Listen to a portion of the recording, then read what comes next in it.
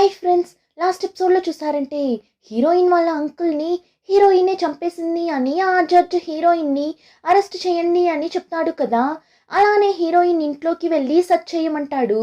పోలీసులు కూడా హీరోయిన్ ఇంటికి వెళ్తారు.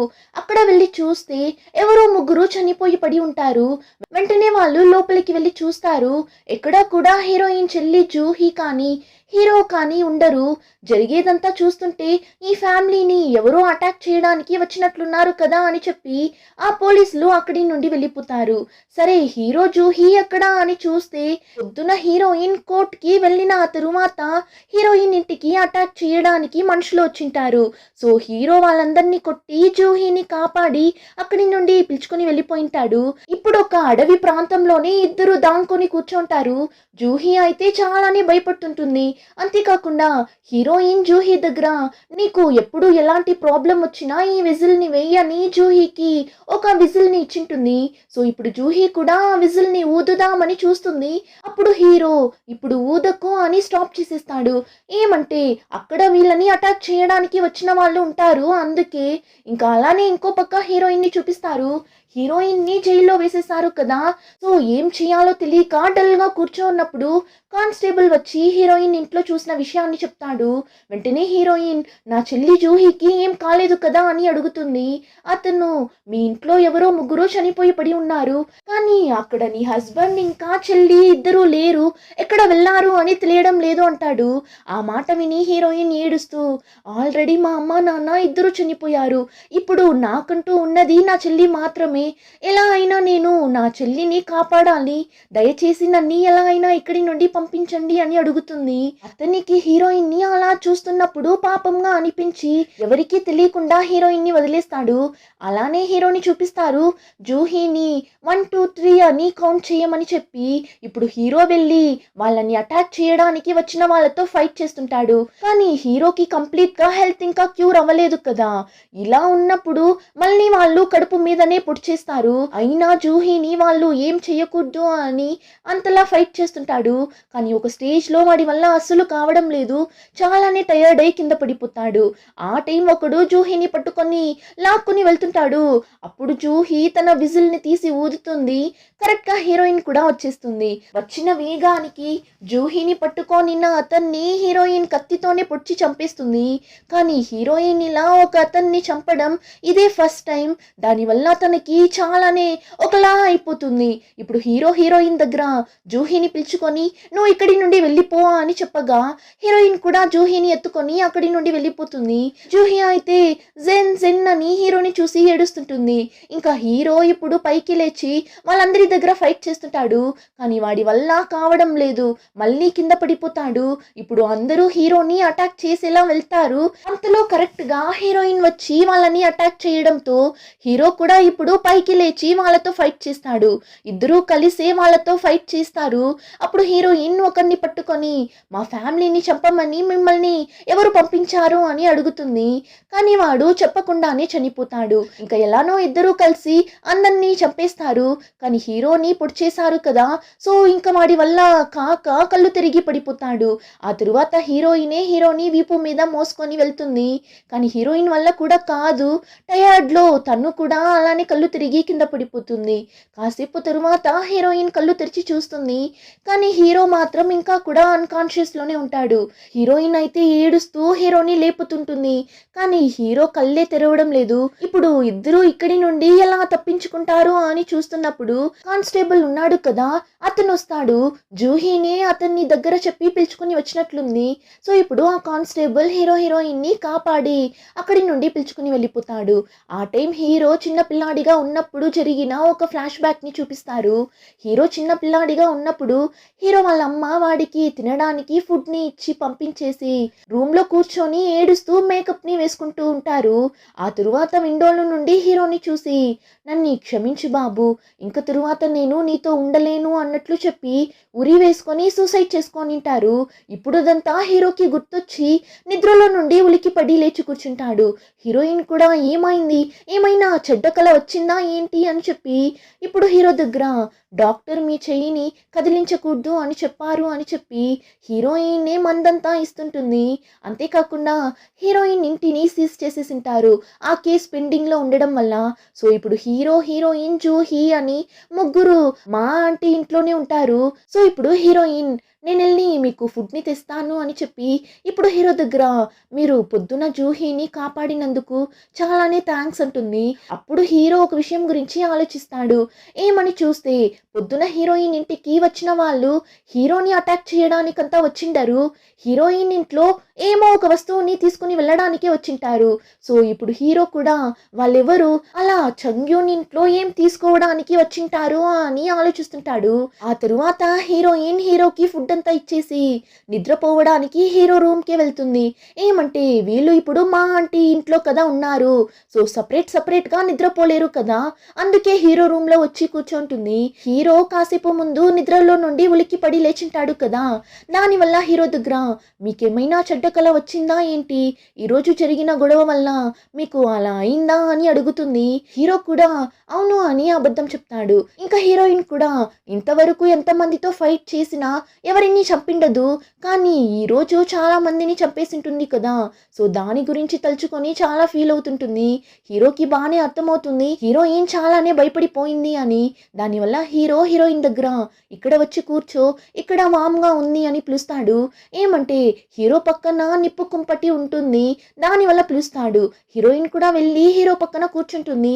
అప్పుడు హీరో హీరోయిన్ చేయిని పట్టుకొని నువ్వు నాకు చాలానే హెల్ప్ చేసిండావు, అన్నింటికి చాలానే థ్యాంక్స్ అని చెప్తాడు. ఇలా మాట్లాడుతూ ఉన్నప్పుడే హీరోయిన్ టయర్డ్లో హీరో మీదనే పనుకొని నిద్రపోతుంటుంది. హీరో కూడా హీరోయిన్నే చూస్తూ కూర్చోంటాడు. ఇంకా అలానే నెక్స్ట్ డే మార్నింగ్ చూపిస్తారు. హీరోయిన్ ఇంటికి కానిస్టేబుల్ వస్తాడు. హీరోయిన్ కూడా అతని దగ్గరకు వెళ్ళి ఆ కేసు ఏమైంది అని అడుగుతుంది. అప్పుడు ఆ కానిస్టేబుల్ ఒక అరెస్ట్ వారెంట్ని తీసి చూపిస్తాడు. నిన్న హీరోయిన్ ఇంట్లో ముగ్గురు రౌడీలు చనిపోయి పడి ఉన్నారు కదా, వాళ్ళని హీరోని చంపేశాడు అని అరెస్ట్ చేయడానికి ఇలా వారెంట్తో వచ్చింటాడు. ఇప్పుడు హీరోని అరెస్ట్ చేసి జడ్జి ముందు కూర్చోపెట్టింటారు. హీరోయిన్ కూడా వెళ్ళి హీరో పక్కనే కూర్చుంటుంది. నా హస్బెండ్ మీద ఎలాంటి తప్పు లేదు, వాళ్ళే మమ్మల్ని అటాక్ చేయడానికి వచ్చారు అని చెప్తుంటుంది. కానీ హీరోయిన్ మీద కూడా మర్డర్ కేసు ఉంది కదా, వాళ్ళ అంకుల్ని హీరోయినే చంపేసింది అని.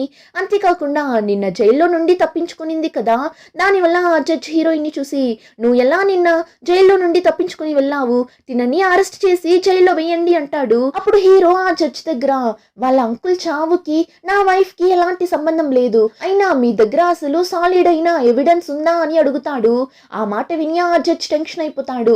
నువ్వే ఎక్కడి నుండో వచ్చి ఇక్కడ ఇల్లరిక మల్లుడుగా ఉంటున్నావు, నీకు ప్రాపర్ అయిన డాక్యుమెంట్ లేదు, ట్రావెల్ పర్మిట్ కూడా లేదు, అందుకే మాకు నీ మీద డౌట్గా ఉంది, అసలు నువ్వు ఎవరు, ఎందుకు ఈ ఊరికి వచ్చావు అని అడిగినప్పుడు వెంటనే హీరోయిన్ అదంతా ఉంది అని చెప్పి డాక్యుమెంట్ అంతా తీసి చూపిస్తుంటుంది. హీరోయిన్ ఇద్దరికి పెళ్లి గురించిన మాటలు స్టార్ట్ అయినప్పుడే హీరో కోసం డాక్యుమెంట్ ని రెడీ చేసి ఉంటుంది. సో ఇప్పుడు దాన్ని తీసి ఇవ్వగా వాళ్ళు తీసి చూస్తారు, కానీ అది ఇప్పుడు రీసెంట్ గానే కదా రెడీ చేసింది. సో ఇప్పుడు ఆ జడ్జ్ చూస్తుంటేనే తెలుస్తుంది ఇది కొత్తగా రెడీ చేసింది అని. సో నీ దగ్గర నీ ఒరిజినల్ డాక్యుమెంట్ లేదు అనే కదా అర్థం అని చెప్పినప్పుడు హీరో వచ్చి నా డాక్యుమెంట్స్ ని బందిపోటు దొంగలు తీసుకుని వెళ్ళిపోయారు, దానివల్ల నేను నాకు తెలిసిన వాళ్ళ దగ్గర నా డాక్యుమెంట్స్ ని తీసుకుని రమ్మని చెప్పాను, వాళ్ళు త్వరలోనే వచ్చేస్తారు అని చెప్పినప్పుడు నీ దగ్గర ప్రాపర్ అయిన డాక్యుమెంట్ లేదు అంటే నువ్వు ఈ దేశానికి చెందిన వాడివే కాదు అని అనిపిస్తుంది. అంతేకాకుండా నువ్వు కూడా ఆ బందిపోట్ల గుంపుకి చెందిన వాడివి ఏమో అని డౌట్ గా ఉంది అని జడ్జి చెప్పినప్పుడు హీరోయిన్ వెంటనే ఇక్కడ విక్టిమ్స్ మేమే బాధితులం, చావుని దగ్గరగా చూసి వచ్చాము, కానీ మీరు మమ్మల్ని ఇలా సందేహంగా చూస్తున్నారు కదా అని అడుగుతుంది. కానీ ఆ జడ్జి వీళ్ళ మాటల్ని అసలు వినేలా లేడు. ఇప్పుడు హీరోయిన్ని కూడా నాకెందుకో నువ్వు కూడా బందిపోటు గ్యాంగ్లో ఒకదానివి అయింటావు అని అనిపిస్తుంది, ఇద్దరూ కలిసి ఈ ఊరిని నాశనం చేయడానికి చూస్తున్నారా ఏంటి అని ఆ జడ్జి ఇష్టానికి మాట్లాడుతుంటాడు. హీరోకి అయితే మండిపోతుంది, నా వైఫ్కి దీనికి ఎలాంటి సంబంధం లేదు, కొన్ని రోజులు నాకు టైం ఇవ్వండి, నా ఒరిజినల్ డాక్యుమెంట్ని నేను ఎలా అయినా కనిపెట్టి తీసుకుని వచ్చి ఇక్కడ సబ్మిట్ చేస్తాను అంటాడు. కానీ ఆ జడ్జ్ నువ్వు చెప్తే నేను వెయిట్ చేయాలా, నువ్వు ఆ బందిపోట్ల గ్యాంగ్లో ఒకటివే అని ఒప్పుకో అని హీరోని కొట్టమని ఆర్డర్ వేయగా అక్కడ ఉన్న వాళ్ళు కూడా హీరోని కొట్టడానికి కొట్టడానికి వెళ్తుంటారు. హీరోయిన్ అయితే హీరోని పట్టుకొని నా హస్బెండ్ని కొట్టకండి, అతనికి హెల్త్ బాగాలేదు, కావాలంటే నన్ను కొట్టండి, నా హస్బెండ్ని ఏం చెయ్యకండి అని అంతలా బెగ్ చేస్తుంటుంది. కానీ వాళ్ళు హీరోయిన్ ఎంత ఏడ్చినా వినరు, హీరోని కొట్టేలా వెళ్తారు. కానీ హీరో వాడి మీద ఒక్క దెబ్బ కూడా పడనట్లు వాళ్ళని కింద తోసేస్తాడు. ఆ జడ్జి అయితే బెదిరిపోతాడు. ఇంకా అక్కడ ఉన్న ఆ ఊరి ప్రజలందరూ ఆ జడ్జినే అర్చడం స్టార్ట్ చేస్తారు. మీరు ఇలా చేయడం తప్పు, వాళ్ళని వదిలేయండి, ఇలా అంతా చెయ్యకండి అని అరుస్తుంటారు. అప్పుడు పక్కన నిల్చో ఉన్న కానిస్టేబుల్ కూడా జడ్జి దగ్గర ఇంకొన్ని రోజులు వెయిట్ చేసి చూద్దాం, అతను డాక్యుమెంట్ ని తీసుకుని వస్తాను అని చెప్తున్నాడు కదా, అంతలో ఇలా అంతా చేస్తే ప్రజల కోపానికి దారి తీసినట్లవుతుంది. ఆ తరువాత వాళ్ళు మీకు ఎదురుగా పోరాటం చేస్తే ఎలా, దానివల్ల మనం కాస్త వెయిట్ చేసి చూద్దాం అంటాడు. జడ్జికి కూడా ఇంకా వేరే దారి లేదు, దానివల్ల సరే వెయిట్ చేద్దామని ఒప్పుకుంటాడు. కానీ హీరోయిన్ మీద కేసు ఉండడం వల్ల తనని అరెస్ట్ చేసి జైల్లో వెయ్యండి అని చెప్పడంతో హీరోయిన్ ని అక్కడి నుండి పిలుచుకుని వెళ్ళిపోతారు. దానివల్ల ఇప్పుడు హీరో టెన్షన్ అయి నేను నీకు లాస్ట్ ఛాన్స్ ఇస్తున్నా, మర్యాదగా మమ్మల్ని వదిలేసే అన్నట్లు బెదిరిస్తాడు. ఆ జడ్జి అయితే మండిపోతాడు, నువ్వు నన్నే బెదిరిస్తున్నావా అని మళ్ళీ హీరోని కొట్టమని ఆర్డర్ వేయగా వాళ్ళు హీరోని కొట్టేలా వెళ్తారు. కానీ అంతలో అక్కడికి ఒక నిమిషం అని చెప్పి ఒకతను ఎంట్రీ ఇస్తాడు. ఇతను ఇప్పుడు హీరోది ఒరిజినల్ ట్రావెల్ పర్మిట్ ఇంకా డాక్యుమెంట్ ని తీసుకుని వచ్చి జడ్జ్ దగ్గర సబ్మిట్ చేస్తాడు. ఇతని పేరు సాంగ్, ఇతను ఇంకెవరో కాదు హీరో ఫ్రెండ్.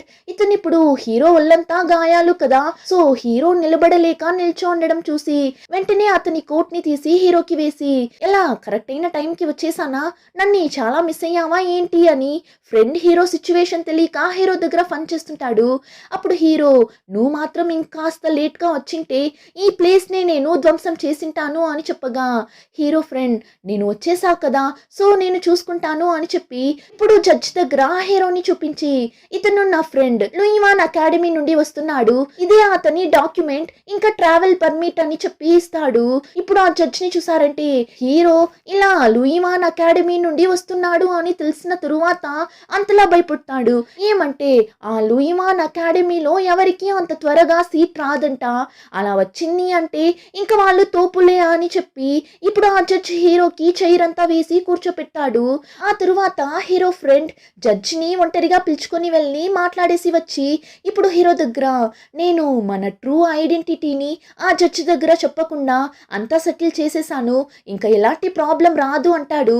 ఇంకా హీరోని ఆ జడ్జి చైర్ మీద కూర్చోపెట్టి అంతలా మర్యాద ఇవ్వడం చూసి జడ్జికి పక్కన నిల్చోన్న అతను వాడికెందుకు మీరు ఇంతలా మర్యాద ఇస్తున్నారు అని అడగ్గా ఆ జడ్జి వచ్చి లూయివాన్ అకాడమీ ఈ దేశంలోనే పెద్ద అకాడమీ, అక్కడ చదివిన వాళ్ళందరూ పెద్ద పెద్ద గవర్నమెంట్ పోస్టింగ్ లో ఉన్నారు, ఒక జడ్జి అయ్యుండి నేనే ఆ అకాడమీ లోపలికి వెళ్ళలేను, అంత పెద్ద అకాడమీ అంటాడు.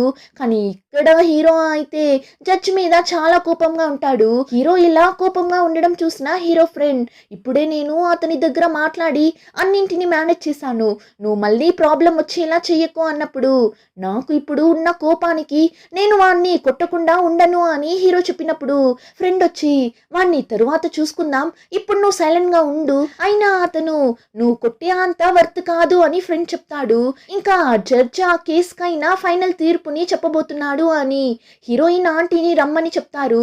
ఇప్పుడు జడ్జి ఏం చెప్తాడు, యాన్సెంగ్ మీద ఎలాంటి తప్పు లేదు, వాళ్ళ ఫ్యామిలీని కాపాడుకోవడం కోసమే వాళ్ళ ఇంట్లోకి వచ్చిన ఆ దొంగల్ని చంపాడు, అది వాళ్ళ రక్షణ కోసం చేసిన పని, సో ఇతని మీద ఎలాంటి తప్పు లేదు, అలానే చంగ్యూనే వాళ్ళ అంకుల్ ని చంపింది అని చెప్పడానికి ఎలాంటి ఎవిడెన్స్ లేదు, సో ఇద్దరి మీద ఎలాంటి తప్పు లేదు, ఇద్దరిని నేను రిలీజ్ చేస్తున్నా అని తీర్పునిస్తాడు. ఆ మాట విని ఆ లేడీ ఇదంతా చాలా అన్యాయం అని చెప్పి అంతలా ఏడుస్తుంటుంది. ఇంకా ఎలానో ఈ కేసులో నుంచి హీరో హీరోయిన్ ఇద్దరు బయటపడతారు. ఆ తరువాత మా ఆంటీ డాక్టర్ అంకుల్ ఇద్దరు హీరోని చూడటానికి వస్తారు. అప్పుడు హీరో ఫ్రెండ్ నేను మాత్రం కరెక్ట్ అయిన టైంకి రాకుండా ఉనింటే నిన్ను ఖచ్చితంగా చంపేసింటారేమో కదా అని జస్ట్ వీపు మీద కొట్టాడు అంతే. కానీ హీరోకి ఆల్రెడీ ఎక్కువ దెబ్బ తగలడం వల్ల ఇప్పుడు నోట్లో నుండి ఫుల్ గా బ్లడ్ వచ్చేస్తుంది. అందరూ భయపడిపోతారు. అప్పుడు హీరో చంగ్యూని జాగ్రత్తగా చూసుకోండి అన్నట్లు చెప్పి అలానే కళ్ళు తిరిగి పడిపోతాడు. ఇలానే ఎపిసోడ్ కంప్లీట్ అవుతుంది. రిమైనింగ్ స్టోరీని నెక్స్ట్ ఎపిసోడ్ లో చూద్దాం. ఇంకా ఈ వీడియో నచ్చితే like, share and subscribe. Thank you.